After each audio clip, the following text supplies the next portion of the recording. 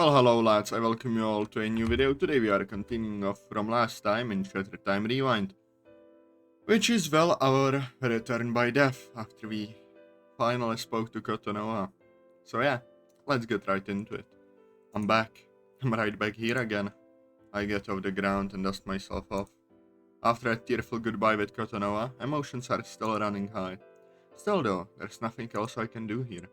Even if I wanted to, there's only one answer to ending all of this. I think momentarily about going in to take my favorite knife, but I decide against it. I've already tormented this family enough for one lifetime. I'm not even going to say goodbye to Natsuki this time. Even if she doesn't hate me, I think I've already put her through enough. No! Fate says that Natsuki should die today, but it's fine if someone else dies in her place. This has to be done, not just so the world can stay in balance, but so Natsuki's life can be spared as well. A simple exchange. A soul for a soul. I take one last look back at the house before walking away into the night. If an irregularity like me were to disappear from this world, then this nightmare will end and Natsuki can have a future again. As cruel as it sounds, that's the general idea of things from what Kotonoha said. No one else will have to die tonight. Not Amy, not Kaito, and, much as I hate it, not even Joishiro. I also won't be risking anyone dear to me for having to be taken as a sacrifice. I'll just simply fade away without Amy or Natsuki even knowing. At least that is until I remembered Koto talking about that pendant. I don't know how that might affect Natsuki in the end, but Koto sounded really hopeful back there. Maybe Natsuki might avoid falling into the same trap as before? I can only hope so. The look out of this view.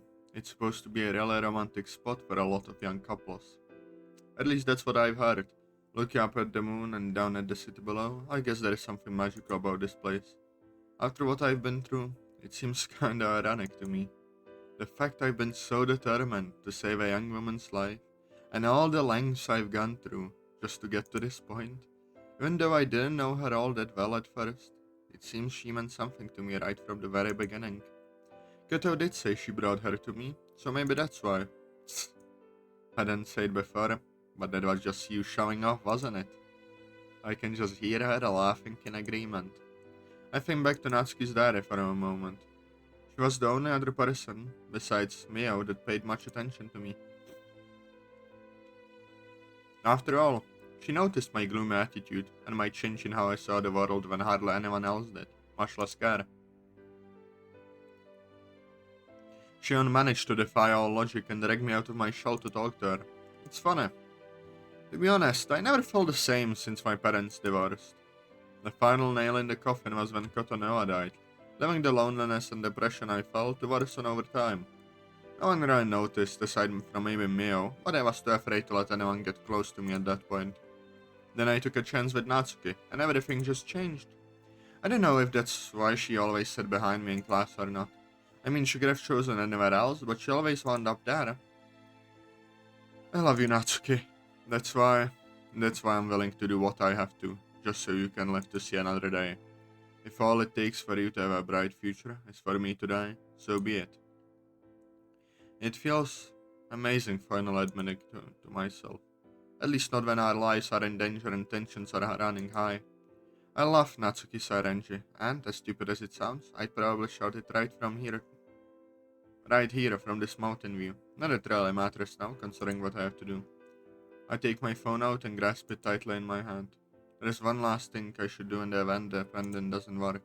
It's a gamble, but I have to try. I carefully craft a rather long text message for Yuri. This will be the last thing I do for you, Natsuki. Whatever happens next is entirely up to you. Yuri, I know it sounds strange, but I spoke with Kotonoha. I finally know the truth behind the chorus.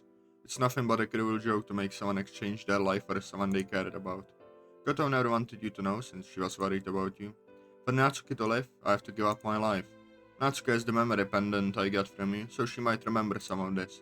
If you can, tell me and see what you can do to help her, as much as you can to avoid performing the same curse I did. Thanks for everything, Yuri. Goodbye. And send. I let out a huge sigh as I take one last look at the moon. I slowly walk over to the edge. My phone starts buzzing. I look to see that it's Yuri calling me. I'm sorry, Yuri. I have to do this. I know you're gonna try to talk me out of it, but this is the only way. Even then, it's going to be too painful for me to say goodbye to you and Mio. Please, just take care of Natsuki for me. I toss my phone over the edge and watch it fall and clatter. Today will end for me, and tomorrow will come for you. After that, I'll hopefully be free from the grasp of the Rankas and his chains of fate. Nothing is going to tie you down or hold you back in your life anymore. Natsuki, you should live. You must live. Rankas, I willingly give my life to you in exchange for Natsuki's and our future. And then I take one step forward and my world comes crashing down. Atazoth has passed away. It's my last class of the day when we're hit with this revelation. Between the night of June 3rd and today, Atazoth went missing. It seems like it was just this morning that he was found. Rather, his body was found. The truth of the incident vanished into darkness. The teacher wouldn't tell me anything else when I asked out of curiosity. I don't really care. I could care less that the guy who sat in front of me in homeroom is dead now. Or just some random classmate I hardly ever spoke to. That's right. That's all he ever was to me. Just a classmate. Even though he's gone now, it's not like we are very close, right? I wrap my hand around the pendant around my neck. For some reason, I can't really remember how I got this or who gave it to me. Was it? I can't see his face clearly, but I know someone gave this to me. Someone who was really special to me and really loved me. Whatever the case, even with others have gone, my life will continue to be the regular, boring, quiet one I've been used to. None of that is going to change. He's gone, but life goes on. My life will go on, right? I feel like there's something missing here, or maybe someone might be the right word. Who though? Why can't I remember? It's bugging the hell out of me that I can't remember his face or even his name right now. Jaime! Why, hello there, Nat. You're looking lovely today as usual, and yet, you're looking kind of down in the dumps.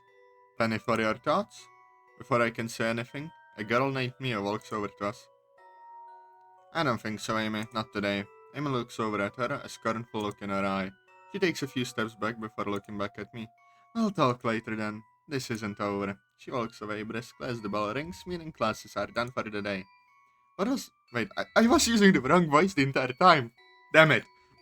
What was that all about? Hey, Natsuki. I know we don't really talk a whole lot and all, but I was hoping you could meet with me and Yuri for a bit just before you head home. Yuri? Wait, wrong voice again. Yuri, you mean she wants to talk to me again? She never wanted to stop talking to you to begin with. One word of warning though, if Amy tries to talk to you, don't listen to her. I can't explain it all right now, but Amy is not really your friend right now. If anything, she's trying to get you mixed up in something bad. Huh. I know it's her birthday today and all, but something doesn't feel right. I mean, she was looking kind of suspicious and overly happy when she waltzed over here. Ah! It is a fastest to look out for you. That is all. I held onto the pendant tightly. For some reason, thinking about him. Wrong voice constantly. For some reason, thinking about him makes me feel happy. Why though? It's not like I ever spoke to him, let alone made some sort of connection with him. I feel like I knew him, but I don't know why I'm telling you this. But I feel like I've got these blank spaces in my memory. Why can't I remember him properly? Is he the one who gave me this thing? Yep. Like I said, we'll explain everything as much as we can. He just wanted us to make sure you're okay, and he'd probably kill me for saying this, but you really did mean a whole lot to him. That pendant you're holding is proof of that. I know you're like the image of an upstanding student besides Monika and all, but I have to admit this all sounds hard to believe, but then, deep down there's something that does telling me to trust you. Please, Natsuki, I know this might sound strange, but you have to trust us. Amy doesn't have the best intentions for you right now. I don't know the specifics myself, but I do know she's got something devious planned for you and Atazoth. I'm confident Yuri will be able to explain it much better and fill in the blanks for you. I don't remember when was the last time you and I ever spoke. This is going to be awkward as hell. It won't be. I promise. Even then, I'll be right there with you. My face feels warm right now as I hold the pendant closer to me. I can't explain why, but it just feels right. I feel safe when I'm wearing this, almost like... I know this is going to sound stupid, but when I'm holding onto this, I feel safe. It feels like I've got someone watching out for me. No, Natsuki doesn't sound stupid at all. I've had a belief that every person has someone special that's looking out for them. At least, that was something my best friend kind of got me into believing. Huh, someone special. Tsk. In my case, I guess it just happens to be the random classmate that apparently doesn't mean anything to me. Hmm. I don't mind I'd write of something like this, but me isn't the kind of person who'd lie or cause trouble for people intentionally. Katana used to always build her up as that mom friend who's always looking out for people, and if Atazoth is involved, maybe that is smarter than I'm seeing here. I know what's going on, or why I'm having trouble remembering things, but maybe me and Yuri have the answers for me. So, this pendant, huh? Mio gives me a firm nod as I close my hand around the title. As Katana once told me, although we may not see them or hear their voices anymore, no one is ever really gone. If Atazoth seriously went through all this trouble because of some secret agenda Amy has planned. Yeah, when Amy walked up to me, I felt some major red flags going off in my head. That hasn't happened before. If that's the case, alright then, Miss Mio Araki. Araki, is that a JoJo reference? Let's talk. So, Atazoth, you think you can outsmart me with some secret plan to disrupt the cycle? You forget that I am always one step ahead, you sniveling fool. You may have disrupted the ritual, but I still have my consolation prize, your soul. Know your place, whelp. After all, you belong to me. You can delay all you want, but you cannot destroy my destiny. Only by obtaining a soul that has experienced as much strife and grief as I have can I confidently move forward. Kotonoa was taken from you, robbing you of a future where she could be with you. Much like Nahela was taken from me, never to be, never with me, taken from me. She is gone, a reminder of the fleeting value of life. The reign of Tarankas will usher in a time of great change, and all concerns will be laid to rest. Be grateful, Atazoth. You will be instrumental in the plan to achieve a perfect world, free of strife and grief. You still have an important role to play once the plan reaches its endgame phase, and we shall have peace forevermore. When the stars align, a perpetual conflict will culminate upon a world thrust in chaos. My man Sandow around here give what a chance kind of speech. The weak will perish in the shadow of the rising darkness. Even when the motto is devoid of any hope or promise, there is nothing that shall forestall my return. No! Ah! What the God? Yeah! Hello, everyone. It's so nice to see you all again. How'd you enjoy the show? A while back, someone compared the original Shatter Time to another story with a infamous reputation. So, RDF Shadow took this as a challenge. He wanted to take what was once a short story and breathe new life into it. A story about loss, love, and moving forward. Atazoth had to make the ultimate sacrifice to see the woman he loves go on. Unlike the original story, however, not all hope is lost, seeing as he's still protecting Natsuki even after death. Unlike her counterpart in the original universe, she won't be lured into a trap again by Amy or perform the ritual. One way I see it is that if a bond is strong, love will always find a way. After all, Katana was looking out for Atazoth even after her tragic death, so I wouldn't put it past Atazoth to do the same for Natsuki. For any of you out there who'd lost someone special to them, I also hope you remember that while they might not be right by your side anymore, they'll always live on in your heart. Keep the ones you love close, and the memories of those passed on even closer. It's just as Mio said, no one is ever really gone. Anyway, what did you players out there think of this outcome? Maybe it's not the happy ending they deserve, but you never know what the gentlemen of Team Trade have up their sleeves. The art of storytelling is kind of amazing, wouldn't you say? The original ended on a bit of a sad note. This time, however, Natsuki has a fighting chance to break the curse. What about the fate of Atazoth though? And just who is Nahila and her relations to Tarankas? Time will tell, I suppose. Until then, we'll just have to wait. Well, that's all for now. Until we meet again, my little forlorn hearts at home, stay golden. And remember that the moonlight is a messenger of love.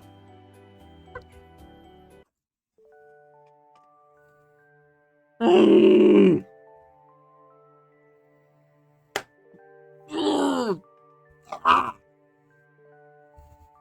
want more!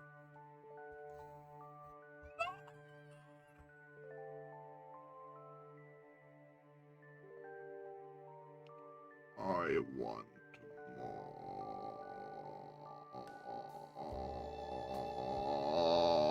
more. So good. I'll wait for the credits to roll by so I can actually say my piece on the mod, but like...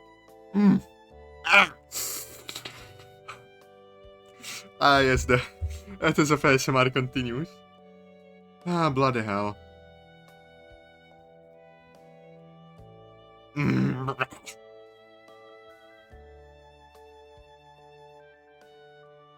want more. I need more.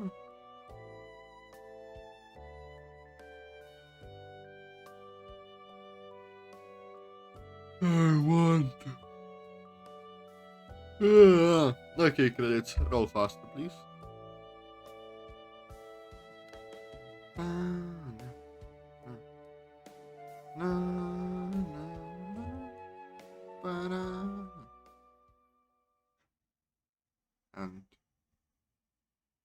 alright, lads.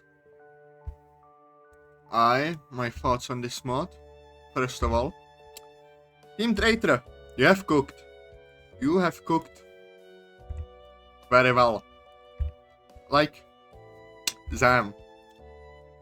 Like, I liked OG shit at the time. Like, it was right. Yeah? This, first of all, it's leagues better. So lovely. It's... Good job. Truly. I really want to know what happens next now. Like, extremely. I want more. I need more. So, yeah. Good job, lads. Good job, Team Traitor. I will definitely play through more of your mods on this channel. Not sure when, because I do have a big backlog that I want to play through. But still, very good, lads. I applaud you. Keep cooking. Because if you'll stop cooking, I'll be quite sad. And yeah, love it. Also, viewers, I hope you'll enjoy it, and I'll see you all later. Bye bye.